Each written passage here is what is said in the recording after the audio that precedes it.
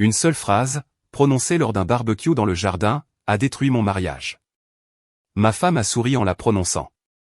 Tout le monde a entendu. Je suis parti en silence et j'ai disparu. Elle pensait que j'étais anéanti. Elle n'avait aucune idée que je m'étais préparé à ce moment, ni de ce que son propre fils était sur le point de me dire. Je m'appelle Trevor Hopkins. J'ai 44 ans et je possède une entreprise de location de matériel dans la région de Houston.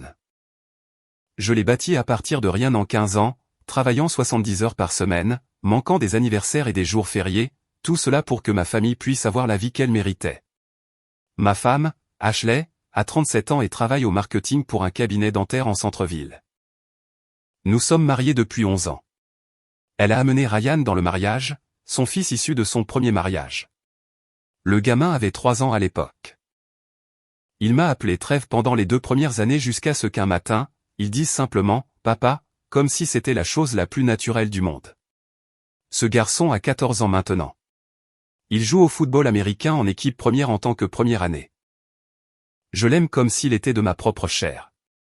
La soirée avait commencé assez normalement. Nous nous sommes rendus chez les Henderson pour leur barbecue estival annuel.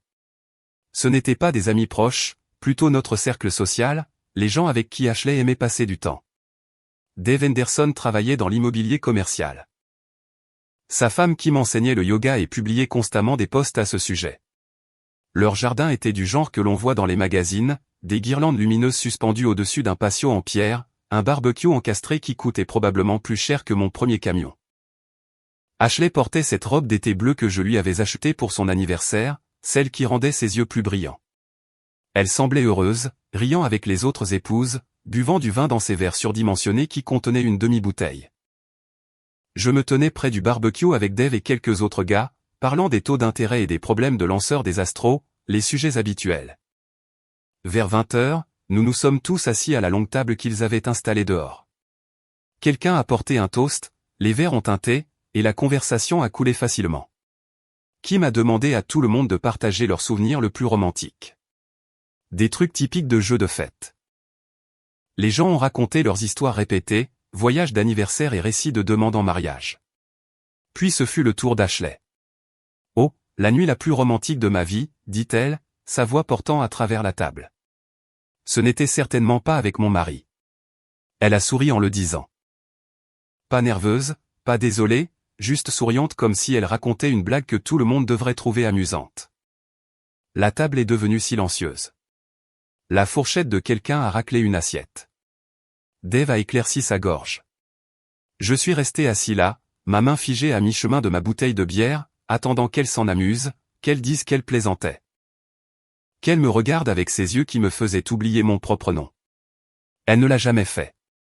Elle a juste pris une autre gorgée de vin et a commencé à parler à Savannah, assise à côté d'elle, d'un spa qu'elle voulait visiter.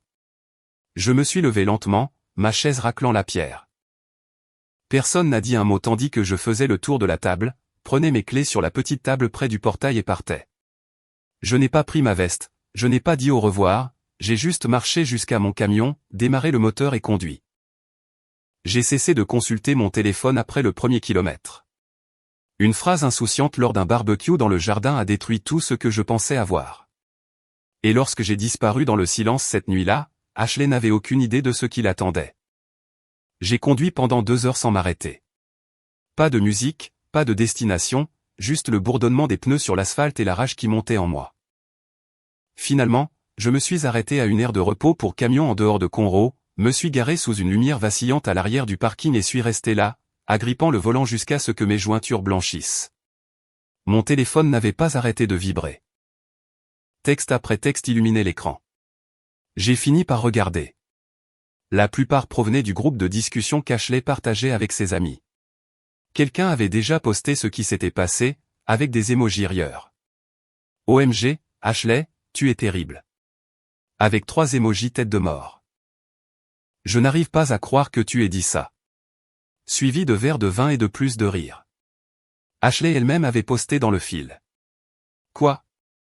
C'était juste une blague. Les gens sont si sensibles. Juste une blague. C'est à cela que s'était réduit 11 ans de mariage. Une blague lors d'un barbecue. Mais voilà le problème. Il ne savait pas. Ce qu'Ashley ne savait pas. Je n'étais pas un idiot. Elle pensait que oui. J'avais observé, documenté, préparé pendant des mois. J'ai ouvert mon ordinateur portable, celui que je gardais dans le camion pour les chantiers, et me suis connecté à un Drive Cloud dont Ashley ignorait l'existence. À l'intérieur se trouvait un dossier intitulé « Sauvegarde entreprise 2024 ». Un nom ennuyeux, intentionnellement ennuyeux, le genre de chose sur laquelle personne ne cliquerait même s'il le trouvait. À l'intérieur de ce dossier se trouvaient 63 fichiers, des captures d'écran de messages texte entre Ashley et quelqu'un enregistrés dans son téléphone comme « entraîneur de gym ». Des photos que j'avais prises de sa voiture garée au Marriott sur la Lob 610 lorsqu'elle m'avait dit qu'elle déjeunait avec sa sœur. Des relevés bancaires montrant des retraits d'argent chaque vendredi pendant 6 mois. Toujours $200. Toujours au distributeur près de son bureau. Un reçu pour une chambre d'hôtel à Austin pendant un week-end. Elle prétendait être à une conférence de marketing. J'ai appelé l'organisateur de la conférence. Elle ne s'était jamais inscrite. J'ajoutais à ce dossier depuis janvier, tranquillement, méthodiquement, comme quelqu'un qui catalogue des preuves pour une affaire qu'il espère ne jamais avoir à poursuivre. Chaque fois que je trouvais quelque chose qui ne collait pas, chaque fois qu'on me disait que quelque chose n'allait pas, je le documentais, le sauvegardais, le classais. Mais je n'ai jamais ouvert le dossier avec l'intention de l'utiliser. Je n'arrêtais pas de me dire que j'avais tort, que j'étais paranoïaque, qu'il devait y avoir une explication.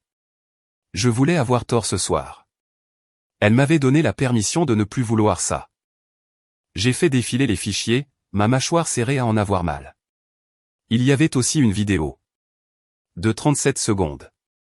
Filmée depuis mon camion il y a 3 semaines, alors que je passais devant un Starbucks sur Westemer. Ashley était assise dans une cabine d'angle avec un homme que je ne reconnaissais pas. Sa main couvrait la sienne sur la table. Elle se penchait près, riant à quelque chose qu'il disait, lui touchant le bras de la manière dont elle touchait le mien autrefois. J'avais regardé cette vidéo dans mon camion peut-être 100 fois depuis, me torturant avec, cherchant une explication innocente qui n'existait pas. L'homme dans la vidéo était plus jeune, soigné, portant un polo avec un logo d'entreprise que je ne pouvais pas tout à fait distinguer. Il avait l'air à l'aise. Elle avait l'air heureuse, plus heureuse que je ne l'avais vue depuis des années. Mon téléphone a vibré à nouveau. Cette fois, ce n'était pas un groupe de discussion. C'était un seul message d'Ashley. Où es-tu? Les gens demandent. Pas, ça va? Non, je suis désolé. Juste inquiète de ce que les gens demandaient. J'ai fixé ce message pendant un long moment. Puis j'ai ouvert mes contacts et fait défiler jusqu'à un nom que je n'avais pas appelé depuis presque un an. Paul Thornton était détective privé avant de se tourner vers la criminalistique numérique. Je l'avais engagé une fois, pensant qu'un de mes employés volait dans la caisse.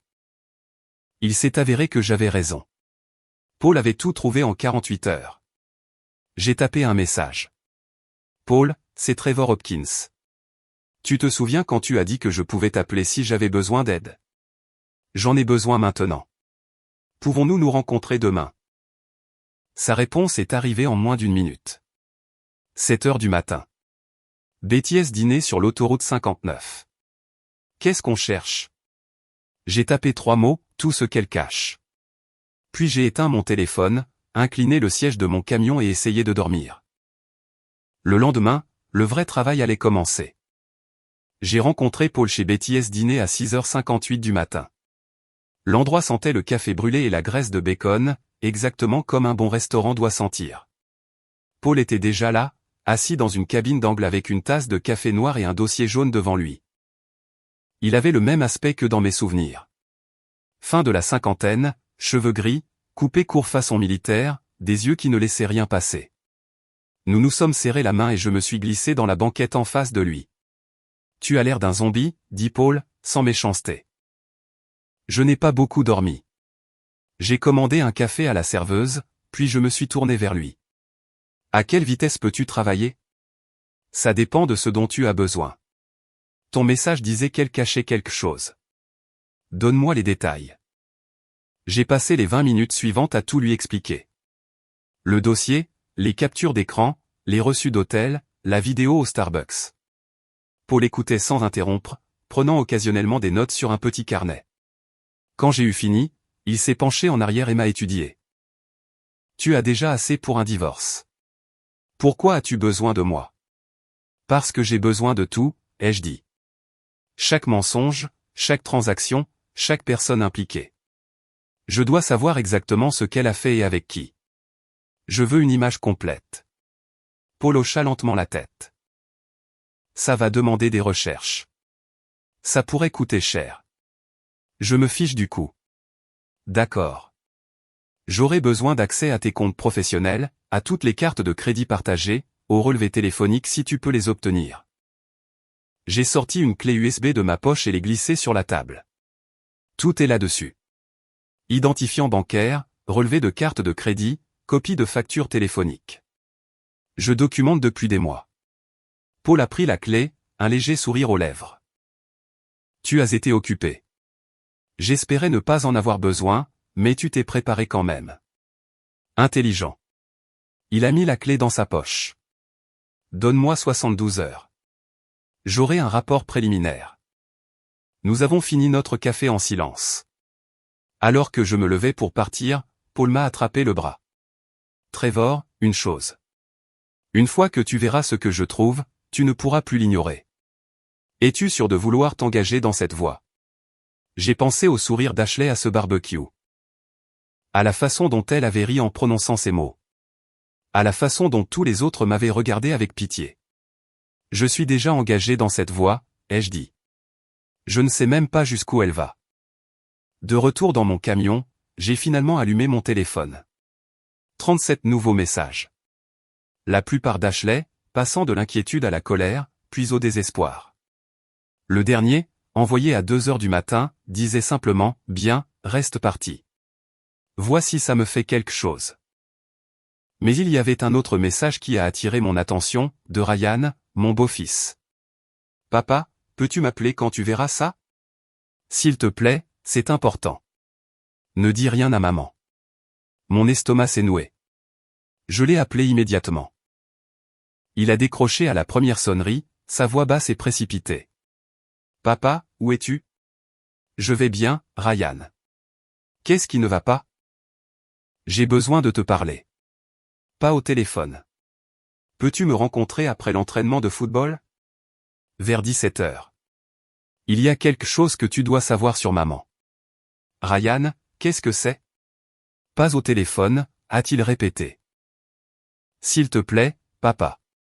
Rejoins-moi simplement au Sonic sur la FM 1960, celui près de l'école. » Il a raccroché avant que je puisse dire quoi que ce soit d'autre.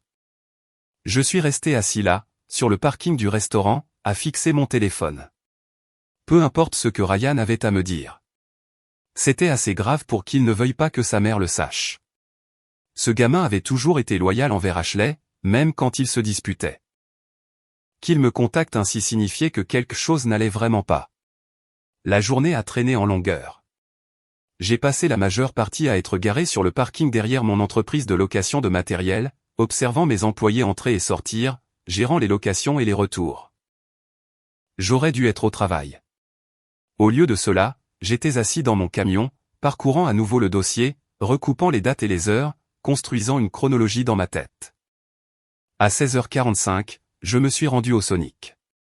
La Honda Civic cabossée de Ryan est arrivée à 17h03. Il a jeté un coup d'œil nerveux autour de lui avant de se diriger vers mon camion et de monter sur le siège passager. « Salut, mon pote », ai-je dit. Il n'a rien dit pendant un instant, c'est juste assis là, les mains serrées sur ses genoux, la mâchoire travaillant comme s'il cherchait ses mots. « Ryan, quoi que ce soit, tu peux me le dire. » Il a sorti son téléphone, l'a ouvert et me l'a tendu. J'ai enregistré ça il y a 2 semaines. J'allais le supprimer, mais après ce qui s'est passé la nuit dernière, j'ai pensé que tu devrais l'écouter. J'ai regardé l'écran. C'était un enregistrement vocal de 11 minutes. J'ai appuyé sur lecture. La voix d'Ashley a empli le camion, d'une clarté cristalline. Elle était au téléphone avec quelqu'un, riant, parlant avec ce ton qu'elle utilisait quand elle pensait être intelligente. Je sais. Trevor est ignorant. Il travaille 70 heures par semaine. Il rentre épuisé. Il ne remarque rien. Honnêtement, c'est presque trop facile. Mon sang s'est glacé. Ryan regardait droit devant lui, sans me regarder. L'enregistrement a continué. Ashley parlait de rencontrer quelqu'un dans des hôtels. Parlant de la façon dont elle ouvrirait des cartes de crédit en mon nom parce que je ne vérifiais jamais mon rapport de crédit. Parlant de transférer de l'argent de notre compte professionnel vers un montage offshore qu'elle avait mis en place. Parlant de la façon dont elle planifiait cela depuis plus d'1 an. Et puis elle a prononcé un nom, Jordan Phillips, qui travaillait pour Texas Industrial Supply, l'un de mes plus gros fournisseurs, le gars qui me vendait du matériel chaque mois. Le gars à qui j'avais probablement parlé une centaine de fois. L'enregistrement s'est terminé. Je suis resté assis là, le téléphone à la main, me sentant comme si quelqu'un m'avait vidé avec une cuillère.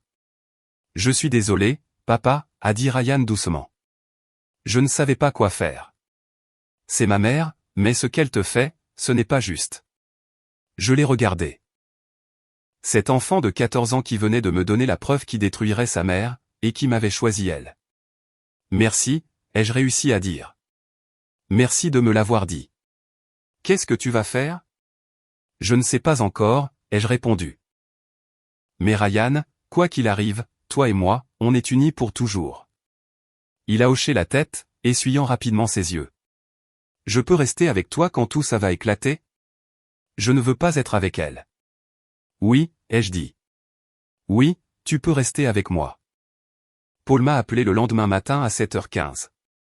Tu vas vouloir t'asseoir pour ça. J'étais déjà assis, buvant du café de station-service dans mon camion, devant un hôtel économique où j'avais passé la nuit. Dis-moi tout. Ta femme a été occupée. Vraiment occupée. J'ai trouvé 3 cartes de crédit ouvertes en ton nom au cours des 18 derniers mois. Le solde total est de 47 000 $. Les dépenses sont principalement des hôtels, des restaurants. Des cadeaux. Elle a aussi systématiquement vidé ton compte professionnel. De petites sommes. 5 cents à 1 000 $ à la fois. Toujours étiqueté comme paiement fournisseur ou achat de fourniture. Combien? 62 000 $ au cours de la dernière année. Peut-être plus. Je suis encore en train de creuser. Le chiffre m'a frappé comme un coup de poing. 62 000 $. Disparu. L'argent que j'avais gagné. L'argent qui était censé faire tourner mon entreprise. Payer mes employés. Il y a plus, a continué Paul. J'ai consulté les relevés téléphoniques. Elle a été en contact avec Jordan Phillips, le gars de Texas Industrial Supply. Pendant 14 mois. Des centaines d'appels et de messages. J'ai aussi trouvé des dossiers d'hôtel. Ils se sont rencontrés dans la même zone près de la LOP 610 tous les vendredis après-midi pendant les 6 derniers mois. Chambre 412. Toujours payé avec l'une de ces cartes de crédit à ton nom. J'ai fermé les yeux. Tous les vendredis. Pendant que je pensais qu'elle déjeunait avec des amis ou faisait des courses. Chaque putain de vendredi. Et voici où ça devient intéressant, dit Paul. J'ai fait des recherches sur ce personnage, Jordan.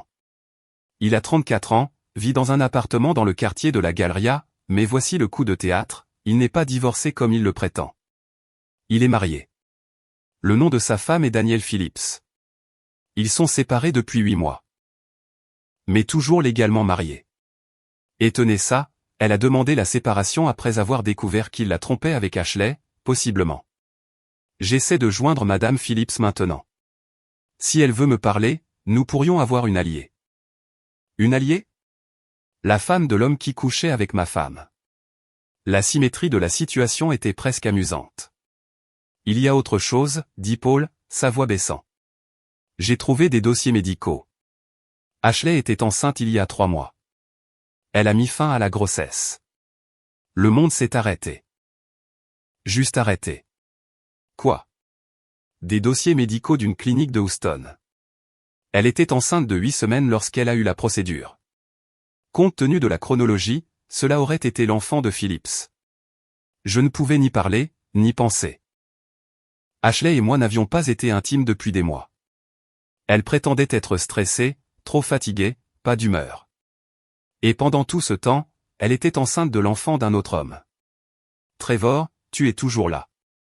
Oui, ai-je dit, ma voix creuse. Oui, je suis là.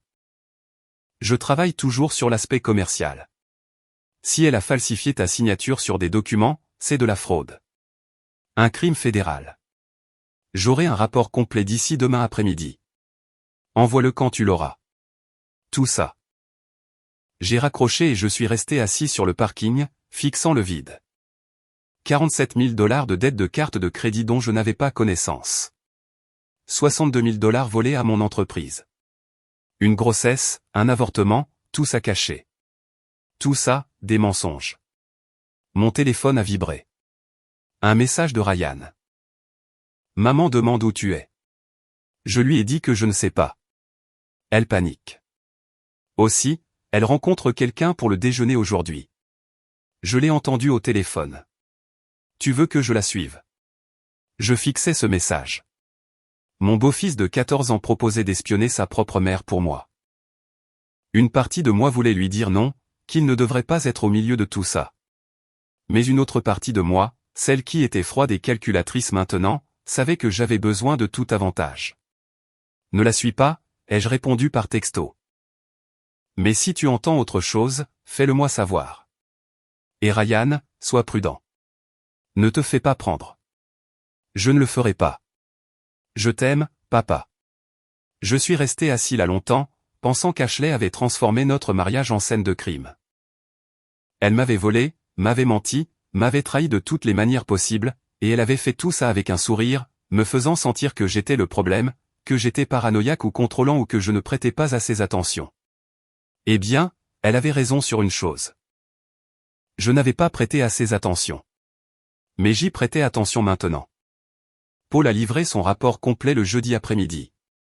Nous nous sommes rencontrés au même restaurant et il a glissé un épais dossier sur la table. Je l'ai ouvert et j'ai commencé à lire, relevé bancaire, demande de crédit avec ma signature falsifiée, photo de surveillance d'hôtel, relevé téléphonique, tout était documenté, organisé. Accablant. Elle planifiait cela depuis au moins 18 mois, dit Paul.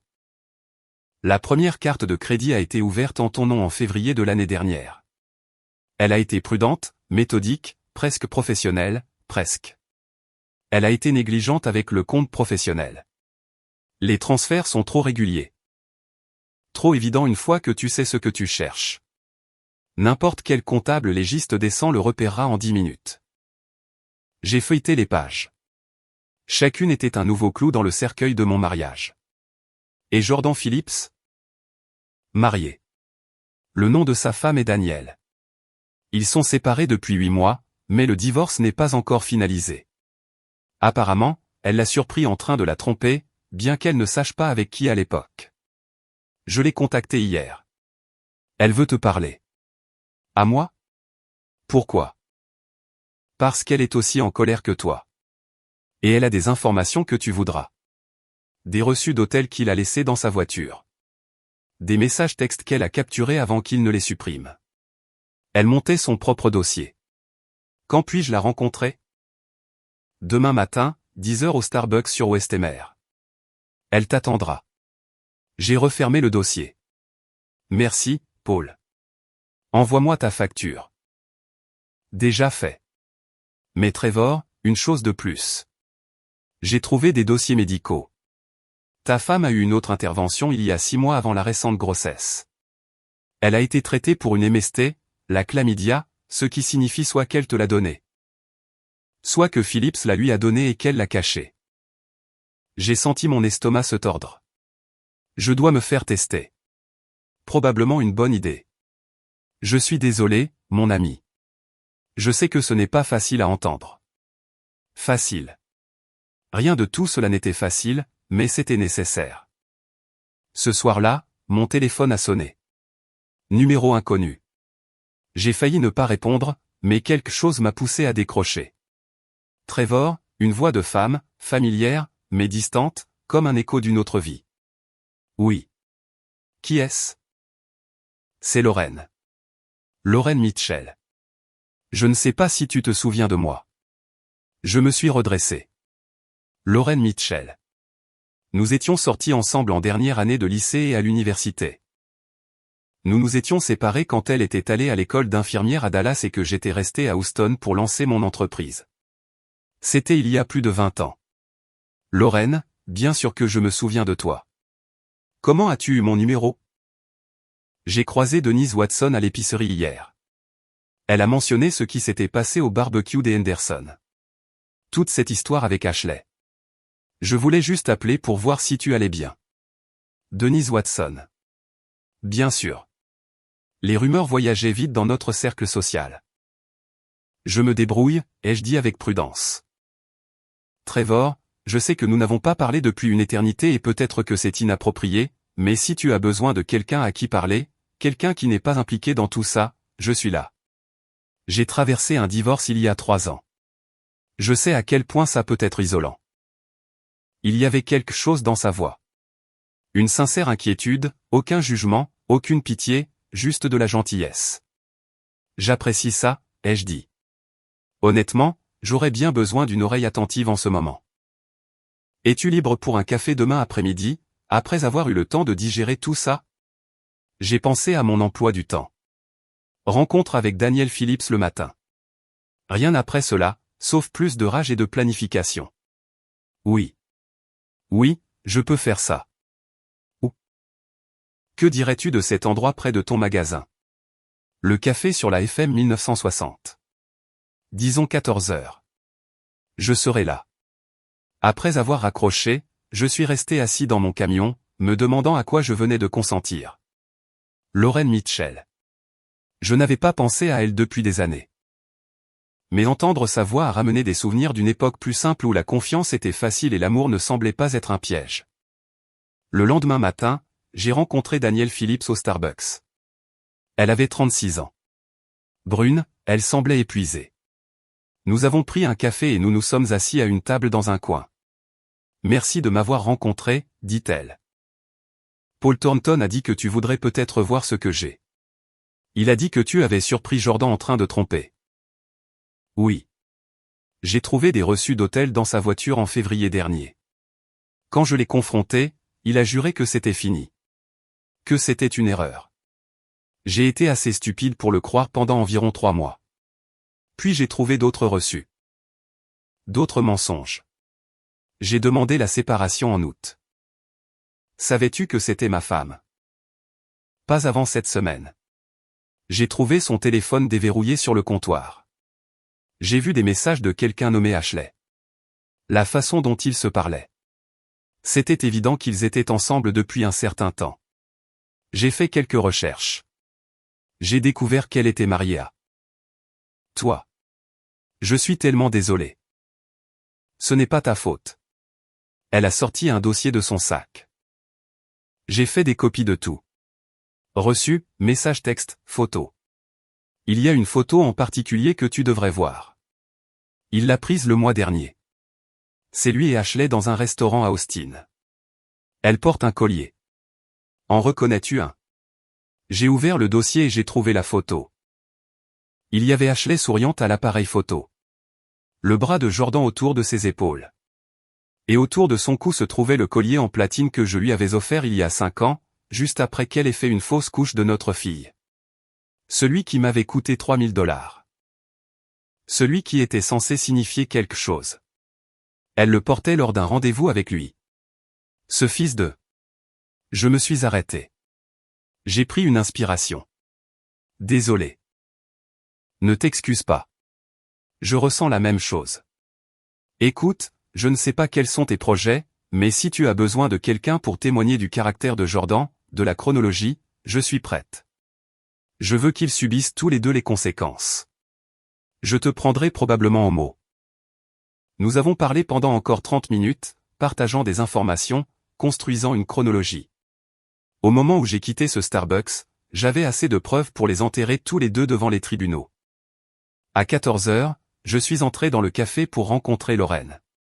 Elle était déjà là, assise près de la fenêtre.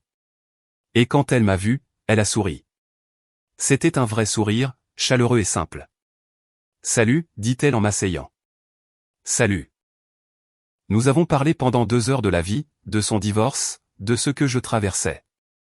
Elle n'a pas essayé de donner des conseils ou de me dire que tout irait bien. Elle a juste écouté. Et pour la première fois depuis des jours, j'ai eu l'impression de pouvoir respirer. Quand nous sommes partis, elle m'a serré dans ses bras. « Tu vas t'en sortir, Trevor. Je sais que tu le feras. Merci, ai-je dit, pour tout. Alors que je retournais au motel ce soir-là, j'ai réalisé quelque chose. Ashley n'avait pas seulement pris mon argent ou ma confiance. Elle avait pris ma capacité à croire en la bonté des gens. Mais Lorraine, Daniel, même Ryan, ils me rappelaient que les bonnes personnes existaient toujours. Et peut-être qu'un jour je pourrais redevenir l'une d'elles. Ryan m'a appelé dimanche après-midi. « Papa, est-ce que je peux venir rester avec toi quelques jours ? Maman me rend fou. Qu'est-ce qui s'est passé ? Elle n'arrête pas de me demander où tu es, ce que tu fais, si je t'ai parlé. C'est comme si elle m'utilisait comme un espion ou quelque chose. Et elle agit bizarrement au téléphone tout le temps, elle pleure et elle est en colère. J'ai juste besoin d'une pause. Viens. Je suis au Comfort Inn sur l'autoroute 59, chambre 214. Il est arrivé 1 heure plus tard avec un sac à dos et son équipement de football. Nous avons commandé des pizzas et nous nous sommes assis sur les lits, regardant un match des Texans, sans vraiment parler, juste étant là ensemble. Pendant la mi-temps, il a coupé le son de la télévision et s'est tourné vers moi. « Papa, il y a autre chose que je dois te dire à propos de maman. » « D'accord. » Il a sorti son téléphone, une énergie nerveuse émanant de lui. « Tu te souviens de cet enregistrement que je t'ai donné ? Celui où elle parlait de l'argent et de tout le reste. » « Oui, il y en a plus. Je l'enregistre depuis quelques mois maintenant. Pas tout le temps, juste quand elle est au téléphone et que je peux dire qu'elle lui parle. Jordan. Je connais son nom maintenant parce qu'elle le dit parfois. Ma poitrine s'est serrée. Ryan, tu n'as pas à faire ça. Tu ne devrais pas être au milieu d'eux. Je veux le faire. Elle te ment depuis si longtemps, papa. Et les choses qu'elle dit sur toi quand tu n'es pas là. Sa voix s'est brisée. Ce n'est pas juste. Tu as été bon avec moi. Mieux que mon vrai père ne l'a jamais été. Et elle te traite comme si tu n'étais rien. Je ne savais pas quoi dire. Il m'a tendu son téléphone. Il y a 6 autres enregistrements ici. Le dernier date d'hier. Elle parlait à Jordan de la façon dont elle disait aux gens que tu étais mentalement instable, que tu agissais de manière paranoïaque et contrôlante. Elle monte une histoire. Papa. Elle essaie de te faire passer pour le méchant avant que tu ne puisses la faire passer pour la méchante. J'ai écouté les enregistrements, tous. La voix d'Ashley, claire comme le jour, parlant de moi comme si j'étais un obstacle à éliminer. Parlant de la façon dont elle avait convaincu sa mère que j'étais le problème. Comment elle allait prétendre que j'étais financièrement abusif. Comment elle avait déjà parlé à un avocat pour obtenir une ordonnance restrictive. Il y a une autre chose, dit Ryan doucement. Elle m'a dit des choses, m'a appris quoi dire si quelqu'un me posait des questions. Elle veut dire aux gens que tu as été méchant avec moi, que tu me cries dessus, que j'ai peur de toi. Et est-ce que tu as dit ça aux gens ? Non, jamais. Parce que ce n'est pas vrai. Tu ne m'as jamais crié dessus. Tu as été le meilleur père que je puisse désirer. Il s'est essuyé les yeux, mais elle continue de pousser. Hier, elle a dit que si je l'aimais vraiment, je l'aiderais. Ils essayaient de tout lui prendre et je devais être de son côté. Je l'ai serré dans mes bras. Ce gamin de 14 ans, pris au milieu des complots de sa mère, et il m'a choisi. Il a choisi la vérité. Écoute-moi, ai-je dit. Quoi qu'il arrive, toi et moi, ça va aller. Je ne vais nulle part. Tu comprends ? Oui, papa. Je comprends. Et Ryan, tu n'as plus besoin d'enregistrer quoi que ce soit. Tu as fait assez. Plus qu'assez. Mais si elle ? J'ai ce qu'il me faut. Tu m'as donné plus qu'assez pour me protéger. Maintenant, concentre-toi simplement sur le fait d'être un enfant. Laisse-moi m'occuper du reste.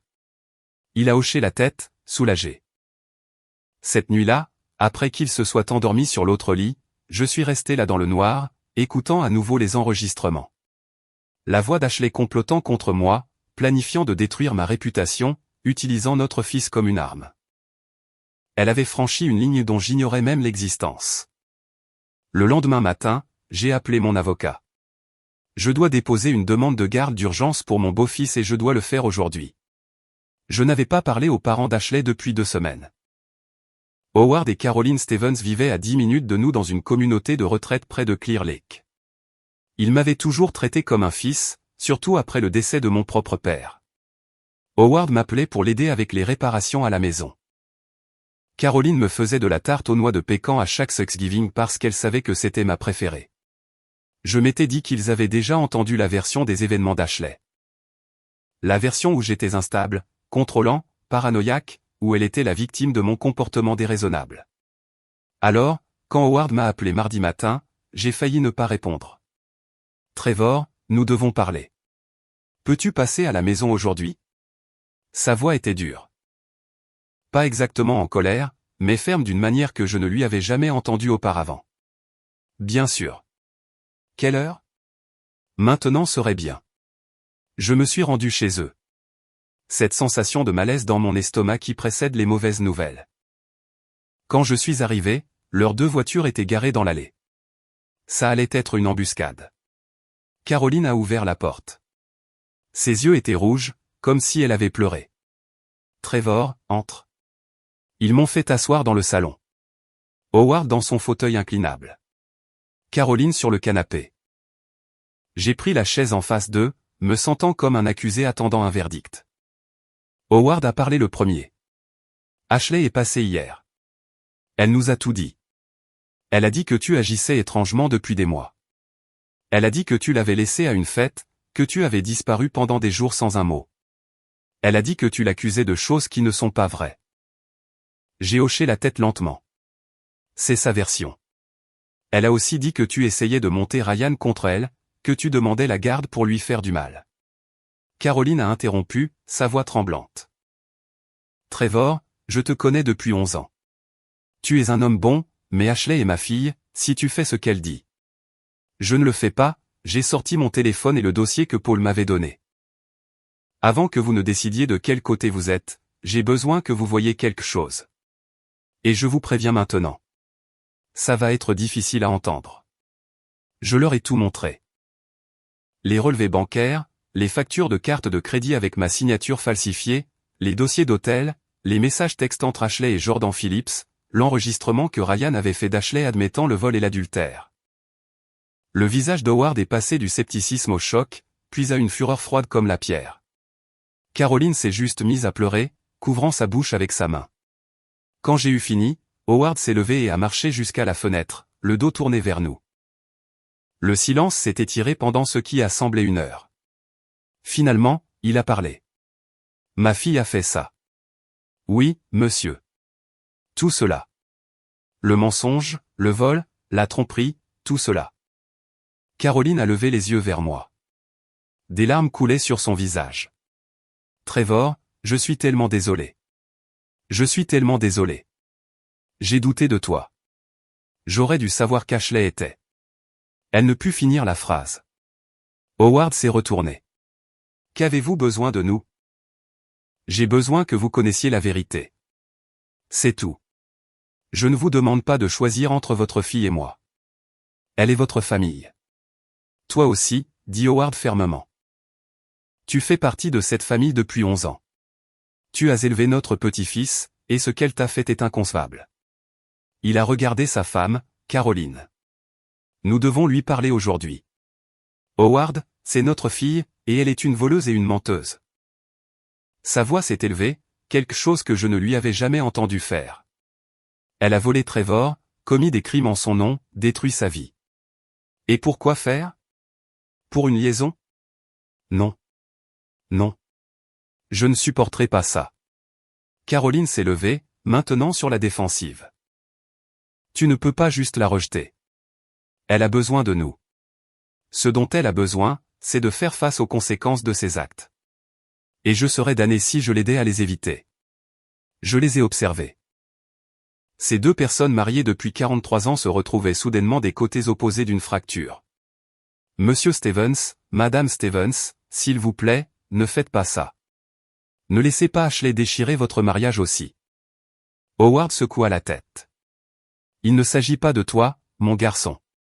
Il s'agit de ce qui est juste, et ce qu'elle a fait est mal. Point final. Caroline pleurait plus fort maintenant. Tu vas le choisir, lui, plutôt que notre propre fille. Je choisis le bien plutôt que le mal. Il y a une différence. J'ai quitté leur maison 20 minutes plus tard avec la promesse d'Howard qu'il témoignerait en ma faveur si cela en venait là, et la supplication larmoyante de Caroline de ne pas détruire complètement Ashley. Le trajet de retour au motel m'a semblé plus long que d'habitude. Je venais de voir une famille commencer à imploser et j'en étais le catalyseur, que je le veuille ou non. Ce soir-là, Howard m'a appelé. Je voulais que tu saches que je voulais voir Ashley aujourd'hui. Je lui ai montré les preuves que tu m'as données. Je lui ai dit qu'elle devait réparer ça. Comment a-t-elle réagi? Elle a tout nié au début. Puis elle a pleuré.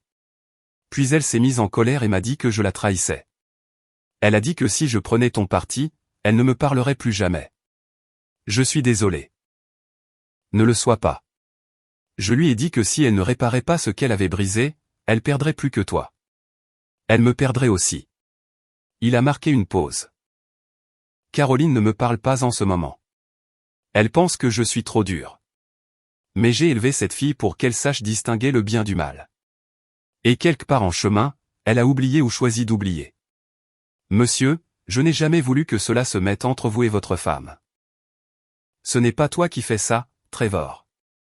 C'est Ashley. Et si Caroline ne peut pas le voir, alors nous avons de plus gros problèmes que je ne le pensais. Vendredi matin, j'ai reçu un appel de mon associé, Mike Randall. Mike et moi avions fondé la société de location de matériel il y a 15 ans, bien que je l'ai racheté à un statut d'associé minoritaire il y a environ 5 ans, lorsqu'il a voulu prendre une semi-retraite. Il gérait toujours une partie de la comptabilité et des relations avec les fournisseurs. Trevor, il faut qu'on parle. Il y a un problème avec les comptes. Je l'ai rencontré au bureau. C'était la première fois que j'y mettais les pieds depuis plus d'une semaine. L'endroit me semblait étranger, comme si je visitais la vie de quelqu'un d'autre. Mike avait des feuilles de calcul étalées sur le bureau. Je réconciliais les comptes pour le trimestre et j'ai trouvé des écarts. De l'argent qui sort et qui ne correspond à aucune facture ou dépense légitime. Ça remonte à environ 18 mois. Combien jusqu'à présent? On dirait 62 000 $, peut-être plus. Les transactions sont étiquetées comme paiement à des fournisseurs, mais quand je croise avec les factures réelles, les montants ne correspondent pas. Quelqu'un a siphonné de l'argent et couvert ses traces. Je savais déjà qui. Ashley avait accès au compte professionnel pour les urgences. Le visage de Mike s'est assombri.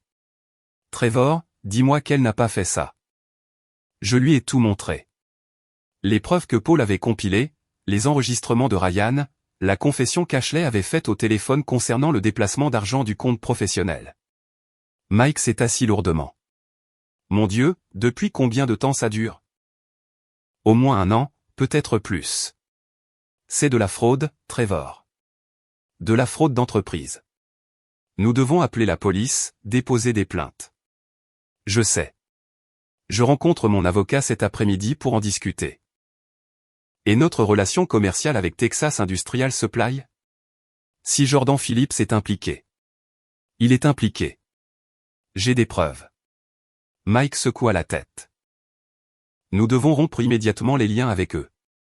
Je me fiche qu'il soit l'un de nos plus gros fournisseurs. Nous ne pouvons pas faire affaire avec quelqu'un qui a couché avec ta femme et l'a aidé à nous voler. D'accord. Mike a ouvert les contrats de fournisseurs sur son ordinateur. Je rédige une lettre de résiliation tout de suite. Effective immédiatement.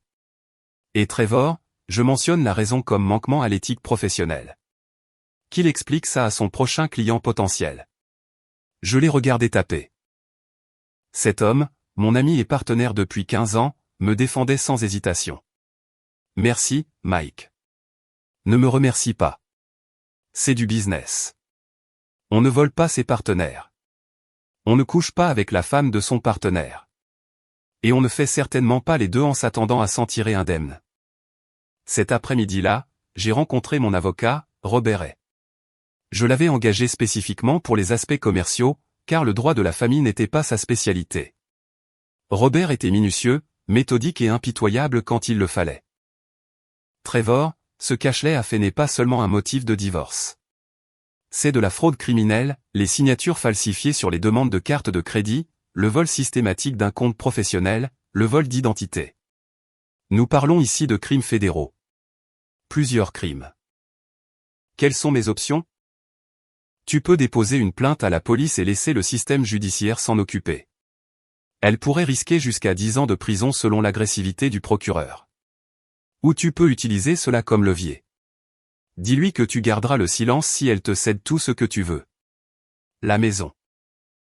La garde complète de Ryan, 0 pension alimentaire, une rupture nette. Et si je choisis la voie pénale, elle va en prison. Mais le processus prend des années et te coûte une fortune en frais juridiques. De plus, tu pourrais ne pas récupérer l'argent qu'elle a volé. Il est probablement déjà dépensé ou caché. L'option du levier te donne ce que tu veux rapidement et proprement. J'ai pensé à Ryan, à l'idée de voir sa mère aller en prison, au ragot, au procès, aux années d'appel et d'audience. Je veux l'option du levier, mais je veux qu'elle sache à quel point elle est passée près de la prison. Je veux qu'elle comprenne à quoi elle échappe. Robert a souri d'un air sombre. Je peux faire en sorte que ça arrive. Je rédigerai des documents qui le rendront très clair. Elle cède tout ou elle fait face à des poursuites fédérales. Pas de juste milieu. Dans combien de temps? Je les aurai prêts d'ici lundi. Et Trevor, une chose de plus. D'après ce que tu m'as montré concernant le testament de ton père et l'argent qui a été investi dans la maison. Tu as un dossier solide pour que la propriété soit considérée comme un bien propre. Non marital. Même sans les accusations criminelles, tu gagnerais probablement la maison en justice. La fraude rend juste le processus plus rapide. J'ai quitté son bureau en ressentant quelque chose que je n'avais pas ressenti depuis des semaines, le contrôle. Ashley avait passé plus d'1 an à me prendre, à me mentir, à détruire tout ce que nous avions construit. Maintenant, il était temps pour elle de faire face à ce qu'elle avait fait. Mon téléphone a vibré. Un message de Lauren Mitchell. Comment tu te sens? Envie de dîner ce soir? Juste entre amis. Tu as l'air d'avoir besoin d'un bon repas. J'ai souri malgré tout. Le dîner, ça a l'air bien. Merci. Chez Antonio sur Westemer. 19h, c'est ma tournée. Pour la première fois depuis ce barbecue, j'ai eu l'impression qu'il y avait peut-être un chemin à suivre. Peut-être qu'il y avait une vie après la trahison. Et peut-être, juste peut-être, que j'y parviendrai. Le dimanche matin, j'ai fait quelque chose que je n'avais pas fait depuis des mois. Je suis allé à l'église, la première baptiste sur l'autoroute 6, où Ashley et moi étions membres depuis 8 ans, où nous avions assisté à d'innombrables sermons sur la fidélité et l'engagement, où elle s'était portée volontaire pour le ministère des femmes. Enseignant aux autres épouses le mariage et la confiance. L'ironie ne m'a pas échappé. Je suis entré pendant le chant d'ouverture et j'ai pris place à l'arrière. Ashley était là, 3 rangées devant, assise avec Savannah et quelques autres femmes de son cercle. Elle ne m'a pas vu. Pas encore. Le pasteur Williams a terminé le chant et a demandé si quelqu'un avait des requêtes de prière ou des témoignages à partager. C'était le moment, celui que je planifiais depuis que j'avais quitté le bureau de Robert. Je me suis levé. La tête d'Ashley s'est tournée. Son visage est devenu blanc quand elle m'a vu. Savannah lui a attrapé le bras, lui murmurant quelque chose. Toute la congrégation me regardait maintenant. Pasteur Williams, j'ai quelque chose à dire. Quelque chose que cette communauté a besoin d'entendre. Le pasteur avait l'air mal à l'aise, mais a hoché la tête. Bien sûr, frère Trevor, venez. Je me suis avancé, le cœur battant, mais la voix ferme. Je me suis tourné pour faire face à la congrégation. 300 personnes, peut-être plus.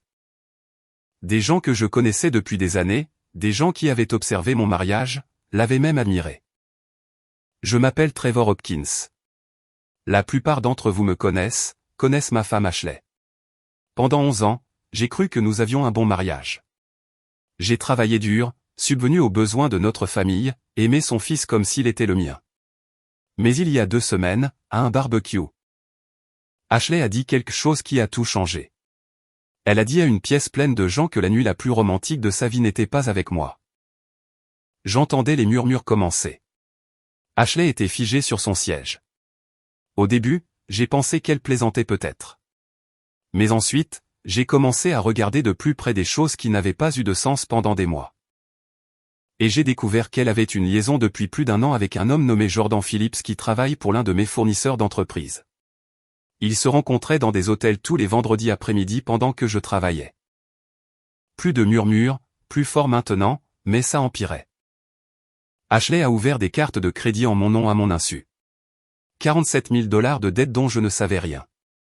Elle a volé 62 000 $ à mon compte professionnel au cours de la dernière année.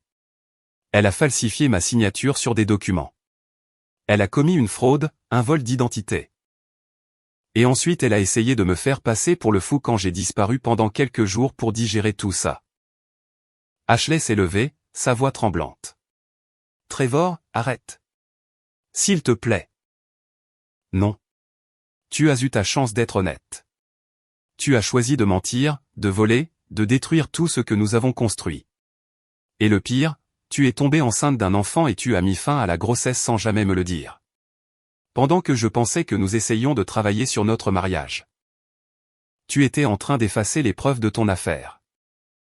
Les halètements étaient audibles maintenant. Des femmes couvraient leur bouche. Des hommes secouaient la tête. Le pasteur Williams avait l'air de vouloir m'arrêter, mais ne trouvait pas les mots. Je ne suis pas là pour la sympathie. Je suis là parce que cette église a besoin de savoir qui est vraiment Ashley. Elle se tenait devant vous, enseignant aux femmes le mariage biblique tout en détruisant le sien. C'est une fraude et je ne la laisserai pas jouer la victime quand la vérité éclatera. Ashley a couru, s'est juste levée et a couru hors du sanctuaire. Savannah la poursuivait. La moitié de la congrégation la regardait partir. L'autre moitié me fixait. J'ai regardé le pasteur Williams. Je suis désolé d'avoir perturbé le service, mais la vérité devait être dite. Je suis sorti, monté dans mon camion et suis parti. Mon téléphone a commencé à vibrer immédiatement. Des messages de personnes qui avaient été là. Certains me soutenant, certains me traitant de cruel, certains demandant des détails. J'ai éteint mon téléphone. Ce qui était fait était fait. 3 jours après l'incident à l'église, l'avocat d'Ashley a appelé le mien. Elle était prête à signer. Pas de négociation, pas de combat, juste une reddition. Nous nous sommes rencontrés au bureau de Robert Ray. Ashley semblait plus petite, en quelque sorte vaincue. Sa mère n'était pas avec elle. Howard m'avait dit que Caroline avait enfin vu la vérité après l'incident à l'église et était venue s'excuser personnellement auprès de moi.